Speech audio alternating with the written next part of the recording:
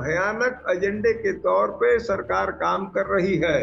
शिकारी कुत्ते छोड़ दिए जाएंगे तो इन शिकारी कुत्तों के बल पर सरकार चलाने की जो एक अजीबोगरीब स्थिति बन गई है, वह निश्चित रूप से हम सबों के लिए दिक्कत तलब है।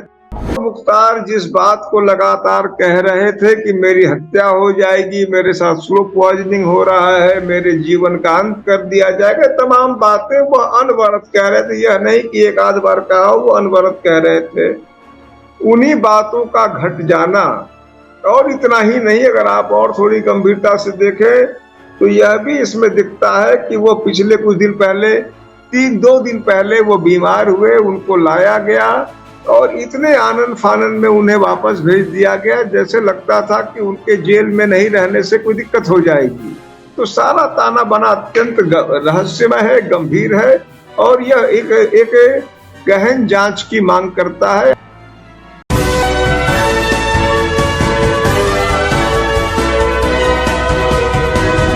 नमस्कार, आदाब। मैं खुशबू, आप देख रहे हैं पल पल न्यूज। हमारे साथ मौजूद हैं Amitabh Thakur, retire IPS officer, जिन्होंने मुख्तार अंसारी की मौत पर सवाल उठाए हैं।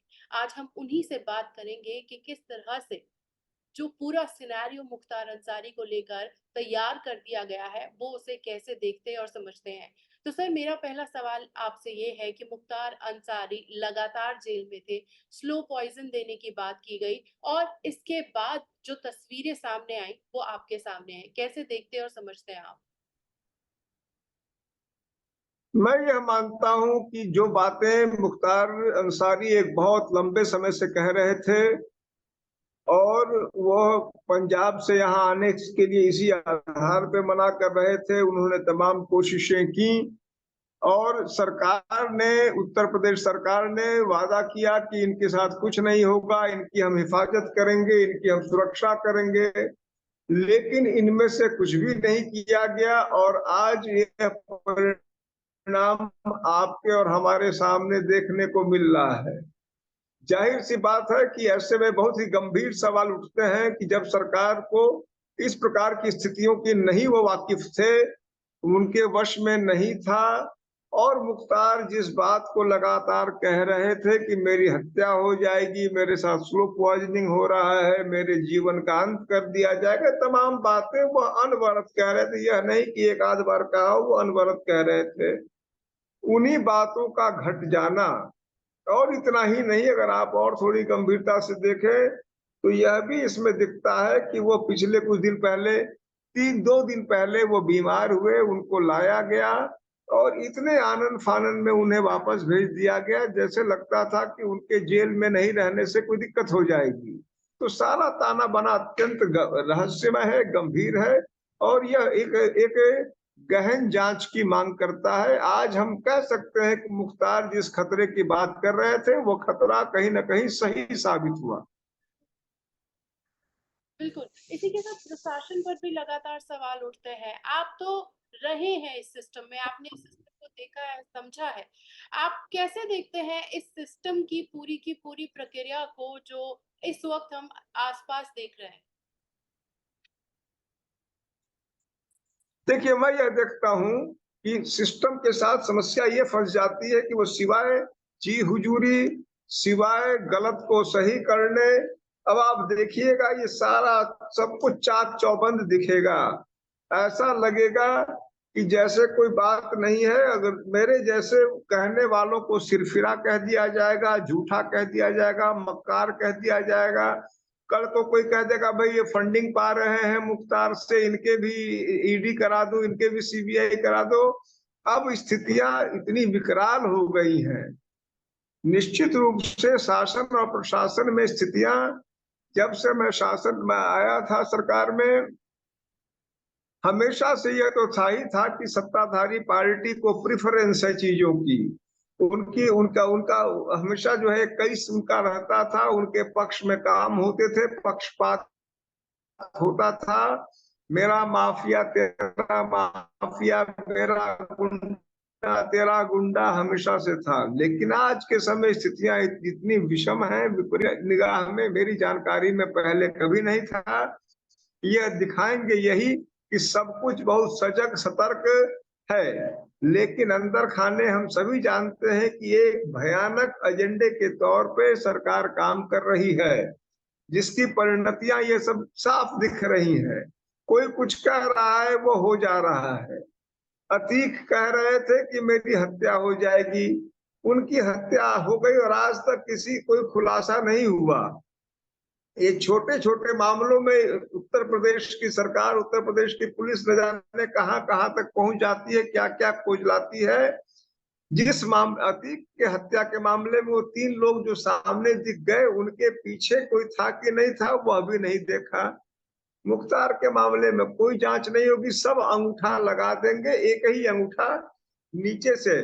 जो जेल में जिस जिस जिस बैरक में वो बंद होंगे, वहां के जो वार्डर होंगे, वहां के वार्डर से लेके चीफ सेक्रेटरी तक एक ही अंगूठा लगाएंगे। हाँ भाई, उसे हार्ट अटैक आया, हार्ट अटैक आया, डॉक्टर भी कहेगा, एम्बुलेंस वाला भी कहेगा, वार्डन भी कहेगा, कैदी भी कहेंगे, और वो चीज दफन कर दी जाएगी। यह बड़ा खतरनाक है कि सच का गला घोटने का जो एक एक व्यापक अभियान चल रहा है, वह बहुत ही गंभीर और खतरनाक कैसे लड़ा जा सकता है इस तानाशाह से? क्योंकि अब जो हम सिनेरियो देखते हैं, फिर चाहे सीएम को जेल में डालना हो, इलेक्ट्रॉनिकल बॉन्ड का मामला हो, मुख्तार अंसारी का मामला हो, अफजाल अंसारी का मामला हो, हम मुद्दे गिनते चले जाएंगे, लेकिन जो प्रक्रियाएं हैं, जो प्रशासन है, जिस तरह से सत्ता काम कर रही है, उससे तो ये साफ दिखता है कि देश गर्त की तरफ जा रहा है।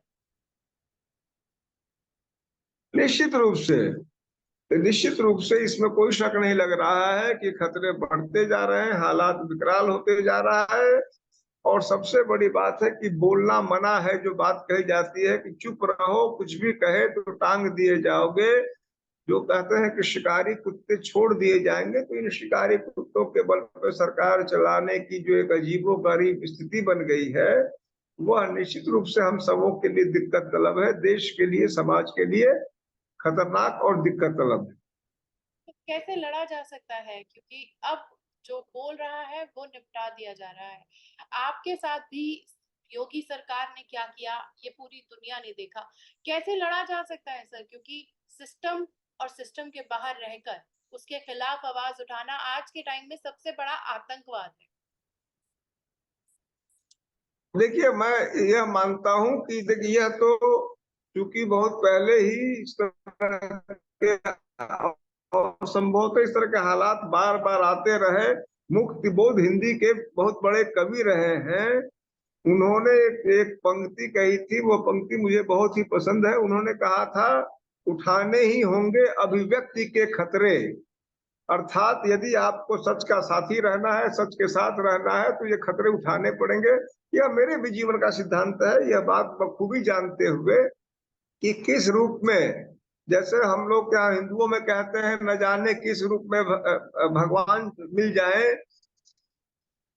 और उसी प्रकार से मतलब मैं इनके लिए कह सकता हूं कि उसे कि किस रूप में, किस प्रकार का खतरा कर दें, लेकिन फिर भी खतरे तो उठाने ही पड़ेंगे। अगर हम सच के साथी रहना चाहते हैं, हम सच के सारथी रहना चाहते हैं, तो इन खतरों से रूबरू होना पड़ेगा, दो चार होना ही पड़ेगा, कोई विकल्प नहीं। सवाल सर ये भी पूछना बनता है कि ये सरकार मुसलमानों के मुसलमान नाम होने की वजह से ही उन्हें हर तरीके के दंड दे रही है।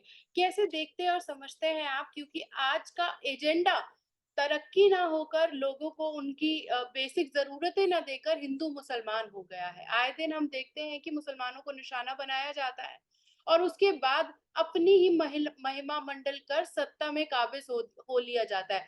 कैसे समझा जाए सर इस पूरे के पूरे षड्यंत्र को? देखिए, हम लोग के यहाँ, जब मैं बिहार का हूँ, हमारे यहाँ एक शब्द, एक कहावत है, कहते हैं, अपन बड़ाई मन को दाई। तो एक मन को दाई थी, वो केवल अपनी तारीफ करती थी। तो यह मन को दाइयां हैं ये सब, जो केवल अपनी पीठ थपथपी, केंद्र की सरकार, राज्य सरकार की तारीफ करेगी, योगी जी मोदी जी की तारीफ करेंगे, मोदी जी योगी जी की तारीफ करेंगे, दोनों मिलकर तीसरे की करेंगे आपस में ही। एक समझे कि एक वाह वाह वाह वाह करेंगे। और जो आपने बात कही, जो सच्चाई है उसका गला घोंटना, जो बोलने की हैसियत रखना चाहता है उसको नेस्तनाबूद करना, यह सब साथ साथ चलते रहेगा। ये खतरे हैं। मेरे जैसा आदमी यह मानता है, इन खतरों को चुनौती भी मानता है, यह सोचता समझता और मानता है कि यह उसका सौभाग्य है कि इस प्रकार के खतरों से लड़ने के लिए उसको अवसर मिला है, और मैं उसको उसी रूप में देखना पसंद करता हूं।